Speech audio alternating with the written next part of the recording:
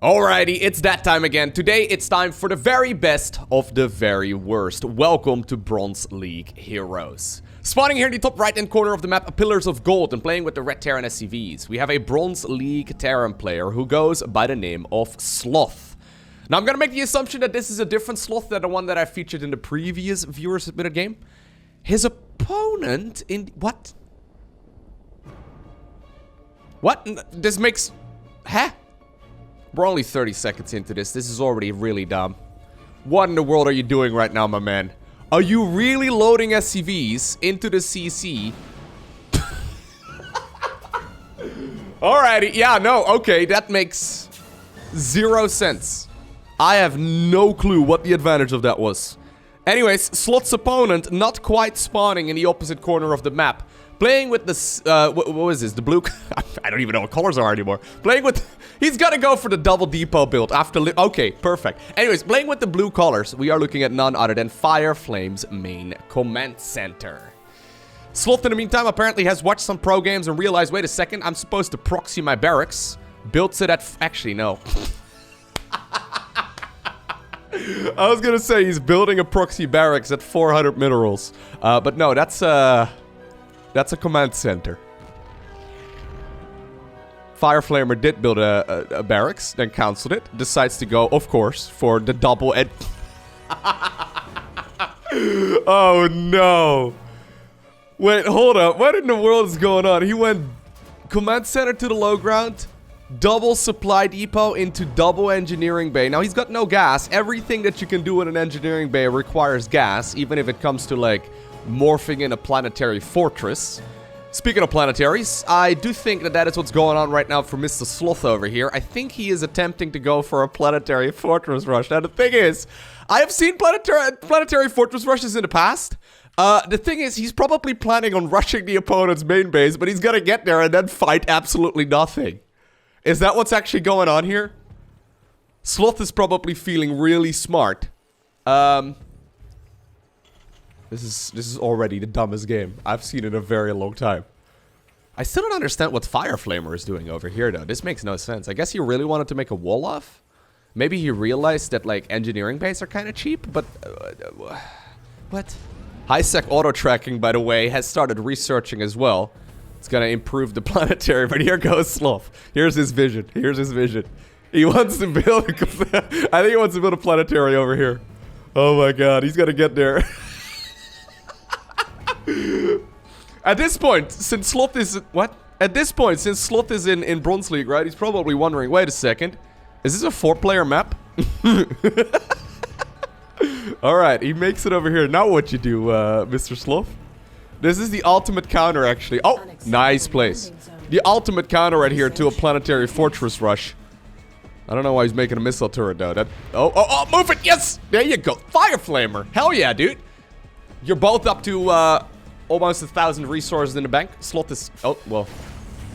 Got a little bit more than that. He does need to unload that. There you go. So the funny thing is, right? This planetary fortress, as threatening as it may be, is actually not gonna achieve anything. Assuming Fireflamer isn't just gonna throw all of his resources at it here all the time. He's in the meantime, of course... also going for his own planetary fortress. What's the best counter to the planetary? It's a planetary, even though they can't move or anything. Don't tell... Oh my god, he's gonna throw units at it, isn't he? Like, this thing is not actually in range of anything. Assuming he just lifts up the barracks and gets it out of there. Don't tell me you're gonna feed it. Don't... Oh my god, don't tell me you're gonna do this. Just lift up the barracks, move it over there. This is not gonna do anything. There you go, there you go. Okay. You know what? Fireflamer does have a brain, though. His macro kind of sucks, but I mean, that's to be expected. He does have a brain. Now, I don't know. Well, I mean, I take that back. Is that in range? Okay, it's just... Oh, no, it's just barely not in range. Maybe it's a really small brain, but he does have one. So somewhere in there, okay? I thought for a second that that planetary was going to be able to shoot down the CC over there. He goes for a factory at this point. Okay. In the meantime, on the other side of the map... Sloth is now up to 1,1700 resources. Pretty fantastic. What's he gonna do with it? I don't know. Don't tell me Fireflamer, though. Like, I've seen this a bunch of times in the past, right? I remember casting a viewer submitted game years ago. Say, for example, this is the map, right? It wasn't this map. By the way, there's a CC going on. I think we can explain this. This will probably be a relatively slow one. Anyways, say, for example, it was on this map, right? It wasn't. I think this was a Zerg versus Protoss, and the Protoss player ended up, in this case, like spawning in the top section of the map and the Zerg spawned in the bottom section. The Protoss player went for a cannon rush in the middle of the map, basically, right? There's like many different ways in which you can go around, and for some reason, the Zerg player kept throwing units at those photon cannons, even though it wasn't hurting him in any way, shape, or form. So, is Sloth really gonna... Oh my god, is he gonna mine over here? That's a little bit odd. Anyways, I'm a little bit concerned. The reason why I bring it up, I'm a little bit concerned that Fire Flamer is actually gonna throw units. And no, dude, why? It doesn't. You don't need to. It's not doing anything. This is like going to the zoo, man. The monkeys are behind bars. Don't tell me you're gonna lose your command center to a missile turret. I would be very disappointed. He's feeding the monkeys, guys. There's signs everywhere. Do not feed the monkeys. Alright. Alright, no, I think we're good. I think we're good. He is, in the meantime, taking expansions all over the map now. There's one in the bottom right-hand corner as well. Should turn that into a planetary as soon as possible, buddy. Come on now. What are you gonna do without a... Did he just go building armor as well? The building armor, well, as you may have guessed... Okay, nice. The building armor upgrade gives your buildings more armor. It also allows you to load more stuff into things, but that's not particularly useful 99% of the games. Look at the amount of SCVs, though, that you can load into this one command center right now. That's pretty neat. You can put more units into bunkers and whatnot as well, actually, with the building armor upgrade. It's pretty cool. Anyhow, this is nuts. I love the fact that, like, Fire Flamer looked at this. He's like, okay, I've spent my money. I can talk now.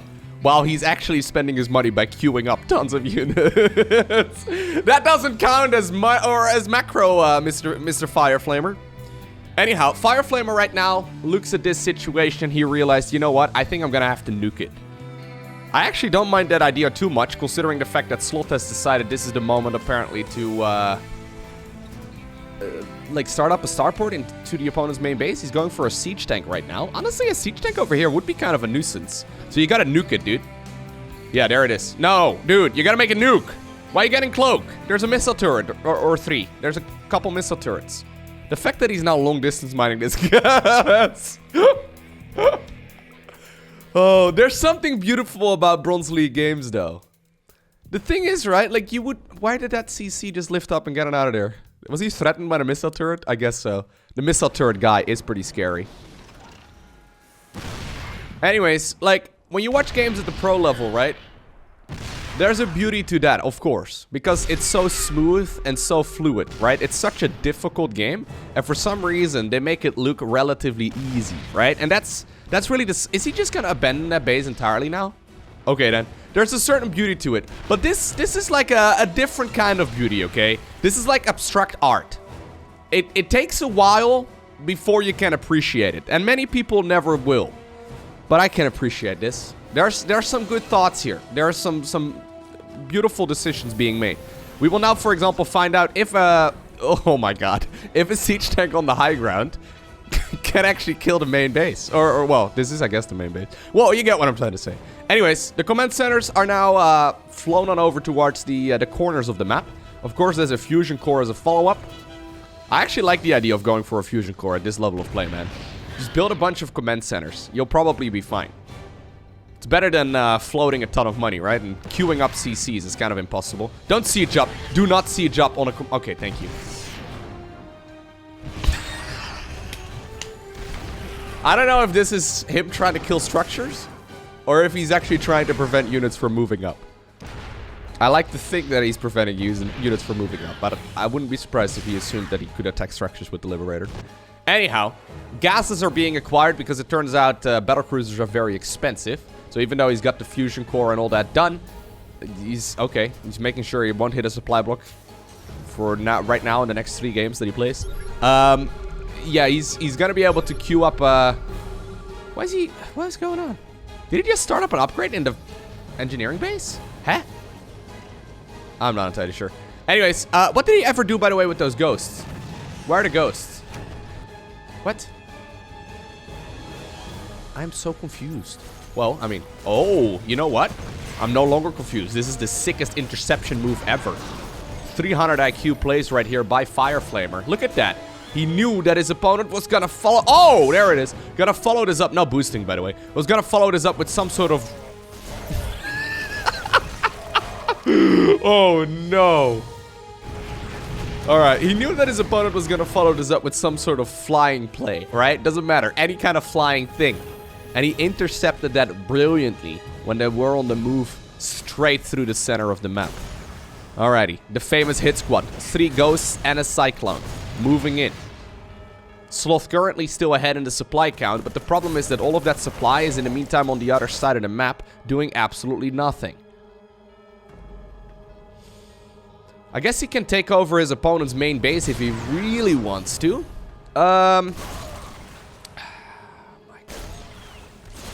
Don't tell me 4 ghosts are gonna win the game. I mean, why are you attacking the reactor, dude? What did that reactor ever do to you? Okay. Oh, scan. Doesn't matter, though. Yeah, no, ghosts are actually pretty tanky. You just kill that dude. No, just kill that guy. Hello, hello. He's gonna kill your ghosts. Never mind. Just, there you go. Sorry, Jimmy. It wasn't meant to be. At the same time, Sloth has finally realized, wait a second, I need to really send those units back. He does come across a couple of SCVs in the middle of the map, just patrolling back and forth. Apparently that Liberator in the top left-hand corner, oh my god, I missed it. But that guy had 11 kills right now. At the same time, the ghosts are still actually dealing damage. Sloth has still got the other command center right in the opposite corner. Look at the mini-map right now. What is going on? This is so dumb. I love it. The abstract art of the StarCraft games. Oh, nice. Scan eventually, though, does kill those bad boys. Well, the tanks do, but the scanner reveals them. And with that, it is once again proven that orbital commands are superior, even if you do not drop mules. Alright, so Fire Flamer at this point has literally no attacking unit, but he started up one, okay? He made a fusion core about 7.5 minutes ago, then realized, okay, you know what? Battlecruisers are real expensive. I'm gonna queue up a couple of them now that I do have the resources for it. This SCV is gonna build up a starport here afterwards. Another command center has been acquired. Lots of resources are indeed being spent. Not on units that are useful right now, but on units that are in the queue. Siege tanks, though, still outrange those, okay, those planetaries. So they're gonna be able to get rid of those structures relatively easily. And just like that, Sloth has now cleaned up another base. The problem is, even though he came across a couple SCVs in the middle of the map that seemed to be heading towards the bottom right-hand corner, I don't think he actually noticed. So, he doesn't know that his opponent is all the way in the opposite corner and there is a battlecruiser coming up. At this point, I mean, that is 4 Liberators and 2 Marines, but I don't think that's going to be quite enough to kill 1 battlecruiser, right? He's got more BCs coming up as well. There's a siege tank over here. Honestly, I think that Fire Flamer should be able to hold on. He's going for bunkers right now as well, despite the fact that he has absolutely no units to put inside of those bunkers. He's putting them in an aesthetically pleasing formation, though, and that, of course, is very critical when you're playing a game of StarCraft 2. A Hellion has been added into the mix as well, because flames are fantastic when it comes to destroying structures in particular. Eventually, that thing will burn down to the ground as well. He's going 6 bunkers. Now, by the way, because of that building armor that he got earlier, right? Look at that. Yeah, you can fill lots of slots over here. He's going for a bunch of Marines. Okay. You know what? He's turtling up hardcore, getting himself a couple of battlecruisers out right now, building 2 of them at once. I don't think he's going to be able to afford 3 at once. But, yeah, Sloth right now finds out what is going on. So he does see the fact that there's a battlecruiser as well. Battlecruiser decides to skip out of the vision radius right there, hoping that his opponent wasn't paying attention and didn't notice the battlecruiser. Another bunker on the left, another 3 bunkers. Once again, in an aesthetically pleasing way, though. They'll be forming a little arrow shape over here on the low ground, just to make sure that there's extra threat over there. I don't know what he's gonna put in those bunkers, but I don't care at this point. Sloth! Oh my god, don't no. I honestly think those battlecruisers can just kill all of this. Yeah, there's a 3rd BC coming up right now as well. 4 Liberators will never win in a battle against battlecruisers. Did he ever research? No, he didn't get the Yamato cannon upgrade.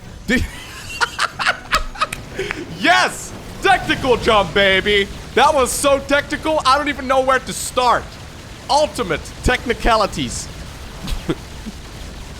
He never expected those, huh?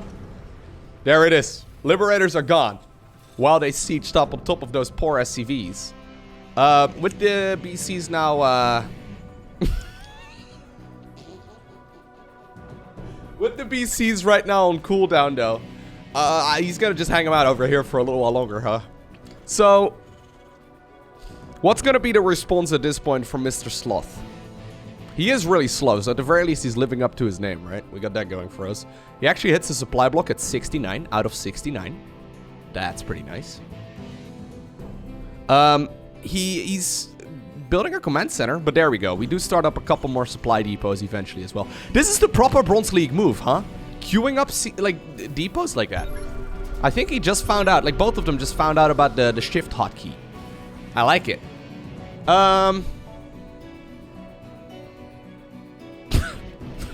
This is the only problem, though, that happens with the shift hotkey, huh? This guy is absolutely spazzing out over here. I don't know what's happening. Luckily, Fire Flamer cares about his SCVs, and he pulls it back into the gas mining. Now, I don't know why these units still live over here. I'm actually quite surprised about the fact that they do live. Fire Flamer knew that there were still siege tanks out there somewhere, and he knew that siege tanks don't shoot up. At the very least, I'm going to make that assumption. Even though Jimmy and his pals over here, Jimmy, Martin, Eric, and Steve. Oh my god, hate that guy. Anyways, even though they're pretty good at, like, shooting up, I've got a feeling, right, as someone a little more experienced with StarCraft, that 3 battle cruisers are going to be able to kill them quite easily. I'm just going to come out and say it. I think that they will end up winning. The thing is, if you don't move them, they won't kill anything either, right? You gotta view these kind of like as your Warcraft 3 heroes, Fire Flamer. Whenever your heroes are idle in Warcraft 3, you're probably not using them correctly. There you go. Tactical jump available. Bam, straight to the main base. Main base, though, because we're at the 17-minute mark, is completely mined out. And this actually now opens up the opportunity for this army to move in if Sloth is paying attention to this. Yeah, look at this. Oh my god. Well, actually, nah. He's still not gonna be able to break that. He does have a liberator, though, so he could siege on top of these siege tanks if he really wants to. I think that's exactly what he's doing. Look at that, Mr. Sloth. Tactical. Okay, well. The strategy. Oh, no! That's the minced Terran grinder, dude! Oh, god. 10 out of 10 attack. That was the best attack that I've ever seen in my life. Fantastic move out right there by Mr. Sloth, who ends up GGing out of that game, and that means that Fire Flamer, after starting off the game by lifting up his command center and floating it on over to the natural expansion for God knows what reason, he does indeed obtain the victory. Now, Fire Flamer, I'm assuming you're the one that submitted this replay, right? You're probably the guy that sent over this replay to replays at LowkoTV. Please let me know what in the world you were thinking at the beginning of the game in particular, right? I understand that players, when they first got started, don't necessarily study build orders or anything along those lines before they go onto the ladder. But what was the idea of, like, do you get Planetary Fortress rushed regularly enough to have to justify lifting up your main CC and then go to the natural right away? I'm trying to think what the advantage of it is, but I don't think there is any, right? Like, why would you prefer the low ground over the high ground? Have you not seen Star Wars? Anyways, for now, I very much so want to thank you for watching. If you enjoyed this video, hit that like button down below. If you want to see more, you know what to do. Hit that subscribe button so you get notified as soon as future videos go live. Today, I want to give a special shout out to the Patreon supporters. Thank you guys very much for your generosity. But for now, I want to thank you for watching. Have an awesome day. Don't forget to smile. And I'll see you once again in the next one.